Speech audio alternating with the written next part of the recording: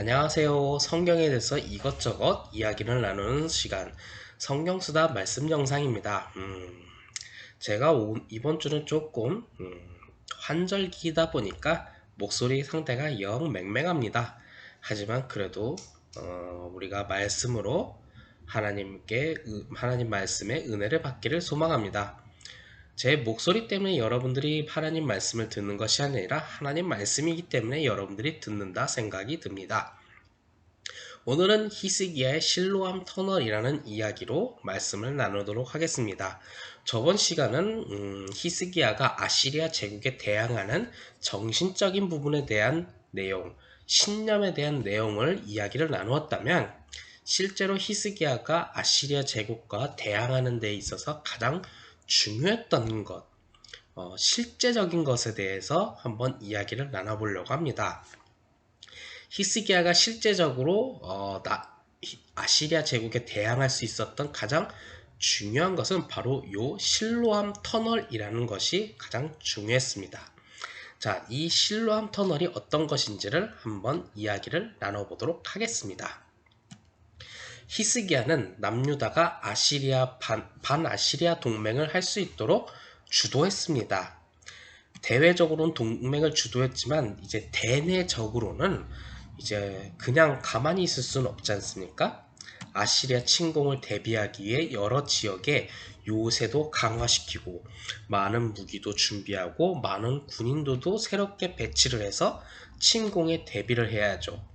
그리고 전투에 능한 용병도 많이 채용해야 하죠. 이때 당시에는 팔레스타인 지역에는 그닥 그렇게 인구수가 많지 않기 때문에 외국에 있었던 용병들을 돈을 주고 채용하는 것이 흔한 일입니다. 우리나라의 뭐 예를 들어서 삼국시대나 고려시대에는 이런 용병 제도를 좀 역사 속에서는 본 적이 없어서 조금 좀 어색하지만 팔레스타인 지역에서는 흔히 있었던 일이라고 여러분들이 좀 기억하면 좋을 것 같아요.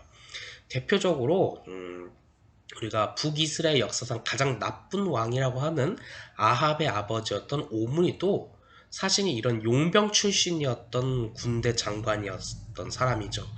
그런 사람이 군권을 가지고 덕망을 얻다 보니 이런 용병 출신이 왕이 되는 경우가 발생하기도 하죠.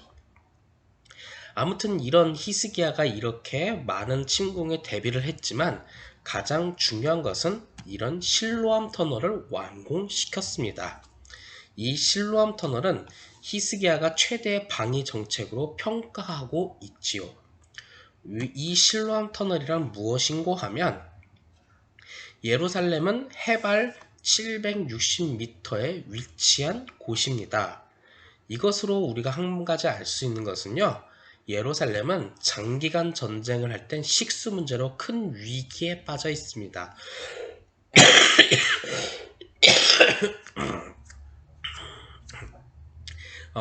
죄송합니다. 여러분들도 감기 걸릴 때가 있잖아요. 자, 예루살렘은요, 단기간 방어하기에는 굉장히 좋은 곳이에요.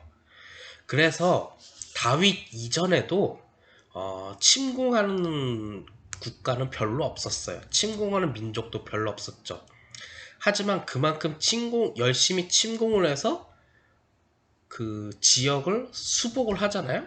수복해도 뭐 특별히 얻는 가치도 없었던 지역이었습니다. 근데 다윗은 나중에 그곳을 수복을 했죠. 왜냐?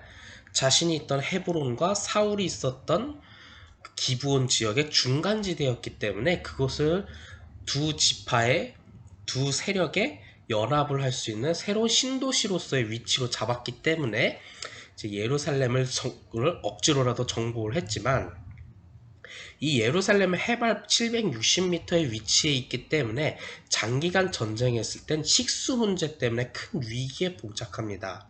실제로 그 이후에도 이 예루살렘이란 이 지역에서 전쟁을 했을 때 옛날에 물론 히스기야 이후 시대지만 로마가 이 예루살렘을 둘러쌌을 때 식수 문제 때문에 실제로 그 안에서 굶주린 사태가 벌어지니 이웃과 이웃 간에 인육을 하게 돼서 굶주림을 이겨내는 비윤리적인 일이 벌어지는 것도 간간히 일어나게 됩니다.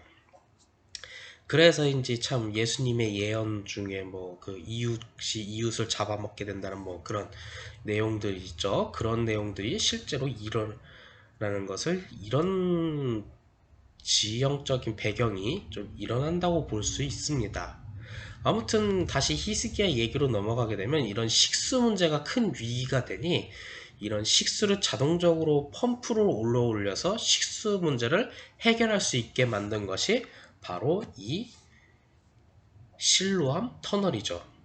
히스기야는 예루살렘 성 밖에 있는 기드론 골짜기에 위치한 기앰 샘으로부터 터널을 파서 실로암 연못으로 유입되도록 하는 이러한 장치를 만들었고, 터널 양쪽을 파서 중간에서 만나는 작업을 할 수 있도록 이런 대공사를 했습니다. 기울기가 0.06% 양쪽 고도 차이가 뭐 32cm 밖에 나오지 않았던 정밀한 토목공학을 가졌던 공사였다고 하죠. 이건 그만큼 그때 당시에 보면 지금에 보면 이건 좀 뭐 어떨런지 모르겠지만 그때 당시 생각해 보면 이건 정밀한 코맹맹 때문에 목소리가 잘 나오지 않네요. 정밀한 공학을 가지고 있었던 엄청난 작업이었고, 이것 때문에 이제 장기간 전쟁을 임할 때 식수 문제를 크게 해결할 수 있었고, 요것 때문에 아시리아 공격을 받았을 때 장기간 버티기 작업에 들어갈 수 있었다는 겁니다. 물론 그럼 이제 아시리아와의 전쟁은 어떻게 되었고 하면, 아시리아의 사내립 군대가 이제 남유다의 대부분 영토를 점령했습니다. 그러나 예루살렘만은 정복에 실패했죠. 왜냐? 정복하기 굉장히 힘든 도시예요. 왜냐하면 높은 지대에 위치한 곳이기 때문에. 근데 지금 생각해보면 나머지 다 점령당했는데 예루살렘 하나만 남으면 뭐 이거 뭐 다 졌다고 해도 과언이 아닌데. 아무튼 그러면 이제 그냥 포위해놓고 쟤네들 굶어 죽을 때까지 그냥 버티면 되는데, 이제 식수 문제가 해결되니까 이제 뭐 예루살렘도 버티기 작전 들어가도 이길 수 있게 되는 거죠. 왜냐? 침공한 애들이 식량이 문제가 되니까. 어찌어쩌다 보니까 아시리아의 사내립이 이제 너희들 항복해라 하니까 뭐 아무튼 예루살렘에 있는 군사들도 좀 동요하는 사람들도 있었는지도 모릅니다. 그럴 때 예언자 이사야는 동요하지 말고 하나님만을 의지하라 라고 이렇게 크게 권면하게 되는 거죠. 이럴 때 성경은 열왕기하 19장 35절에서 37절에 보면 어느 날 밤중에 하나님의 천사 하나님께서 천사를 보내어 아시리아 군사 18만 5천 명을 진멸했다라는 기록이 있습니다. 그래서 아시리아 사내립은 본국으로 철수했다라는 기록이 있지요. 물론 이것이 진짜 천사가 나와서 싹 쓸어갔는지 아니면 역병이 들었는지는 정확하게는 알 수 없습니다. 아마 본국에 특별한 문제가 있어서 철수했다라는 뭐 얘기도 있고 해서 정확하게 진위는 알 수 없으나, 이유 어쨌든 중요한 것은 아시리아는 철수했다는 거죠. 그래서 시오니즘이라는 뭐 하나님의 그 땅은 절대로 멸망하지 않는다라는 시오니즘 사상이 여기서부터 뭐 시작되었다고 볼 수도 있습니다. 이러한 히스기야의 신앙이 바로 이런 정책으로 나타낸 결과가 바로 이러한 실로암 터널이 또한 하나로 나타낼 수 있었던 거죠. 하나님을 전적으로 신뢰하고 있었기 때문에 아시리아에게 저항할 수 있었던 것이었고, 히스기야가 바로 아버지였던 아하스와는 달리 아시리아보다 하나님의 능력을 의지했기 때문에 이 전쟁에서 승리할 수 있었다는 것을 우리가 생각해 볼 수 있습니다. 그런데 무조건 우리가 하나님이 지켜줄 거야 라고 하나님만 의지하고 버틴 것이 아니라 그것을 실현시킬 수 있는 정책을 실제로 만들어 갔다는 것도 우리가 생각해 볼 필요가 있죠. 나는 하나님이 나를 서울대 보내줄 거야. 하나님께서 나를 뛰어난 의사로 만들어줄 거야, 변호사로 만들어줄 거야 해서 공부 아무것도 안 하고 있으면 하나님이 언제 만들어줄지 모릅니다. 하나님이 나를 서울대 보내줄 거야? 아니면 변호사 만들어줄 거야? 그러니 나는 공부를 열심히 해야지. 그러면 그만큼 준비를 하는 거죠. 히스기야는 아시리아로부터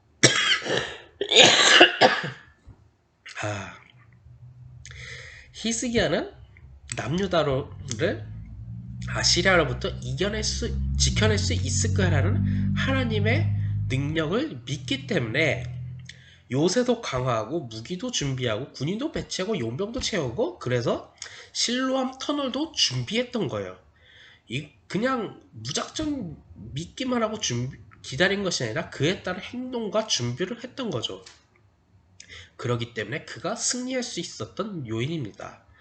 우리는 어쩌면 잘못된 믿음 생활을 한다는 것도 있습니다. 그것이 바로 그냥 가만히 있는 거죠. 아무런 노력도 하지 않는. 우리는 노력하는 신앙과 노력하는 믿음이 필요할지도 모릅니다. 그러기 위해선 바로 히스기야의 이런 행동을 우리가 본받을 필요가 있지요.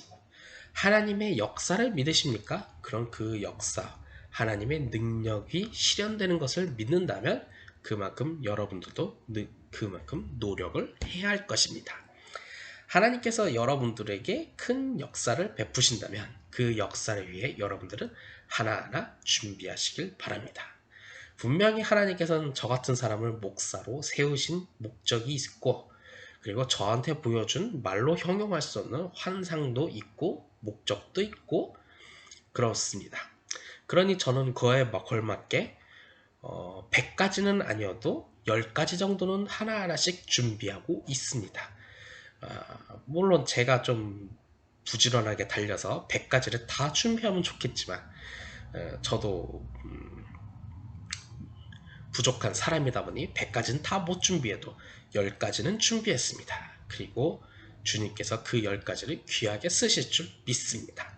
그러니 여러분들도 100가지는 아니어도 10가지 정도는 준비하면서 하나님께 쓰임받을 수 있는 여러분들이 되었으면 좋겠습니다. 누구처럼? 히스기야처럼 말입니다. 그렇게 살아갈 때 우리가 하나님께 쓰임받고 이 나라가 하나님 나라로 드러낼 수 있는 그런 귀한 사람 여러분들이 될 수 있을 것입니다. 그렇게 살아갈 수 있는 여러분들과 제가 될 수 있기를 간절히 소망합니다. 그렇지만 감기 걸리지 마세요.